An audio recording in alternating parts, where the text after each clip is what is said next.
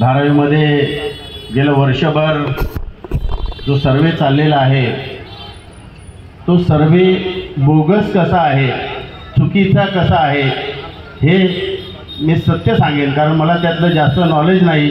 परंतु शंकर कुंचीपुरे आमच्या बंधूने सांगितल्याप्रमाणे या ठिकाणी धारावीचे आमचे सर्व लोक 2-3 वर्षापासून लढत आहेत।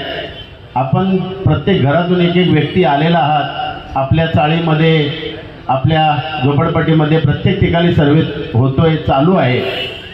परंतु त्या सर्वे बरोबर त्या चाळीतले, त्या मोहल्ल्यातले काही लोकांना हाताशी धरलाय। जर सर्वे करायचा होता तर DRPने, धारावी रिडेव्हलपमेंट प्रोजेक्टने, स्वतः गव्हर्नमेंटने सर्वे का नाही केला? कारण धारावीमध्ये वेगळ्या वेगळ्या प्राधिकरणाच्या जमिनी आहेत। त्या प्राधिकरणाच्या लोकांनी सर्वे करून अदानीला हँडओव्हर करायला पाहिजे होता, परंतु धारावीचा तो सर्वे न करता शासनानं सगळ्या फायली उचलल्या आणि यांच्या हातात दिल्या की काय, त्याप्रमाणे हे लोक एक नंबरिंग चालू केली आहे। आणि ती नंबरिंग करत असताना आपल्याच काही लोकांना हाताशी धरलंय आणि प्रत्येकाला झोपडपट्टी, झोपड्याच्या पाठीमागे काही रक्कम ठरवली गेलेली आहे आणि ती रक्कम दिली जाते आणि तो माणूस त्या माणसाला भूल तापा देतो।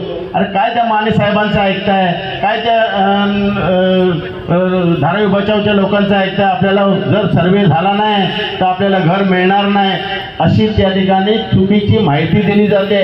हे मी असं का सांगतोय, हे लोकांना सांगितलं पाहिजे।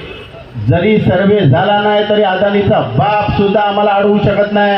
आपल्याला धारावीत घर घेतलं तर आपण सोडणारच नाही आहोत, कारण या ठिकाणी बसलेला तो प्रत्येक व्यक्ती आहे हा कदापि अदानीला विकला जाणार नाही।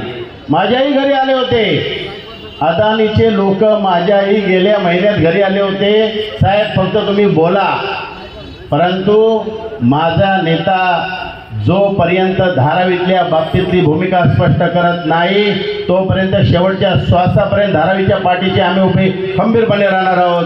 आम्ही विकले गेले जाणार नाही आणि आम्हाला पैशाची आवश्यकताही नाही, कारण देणारा माणूस हा काळ्या मार्गानं, खोट्या मार्गानं सर्वे का करतो?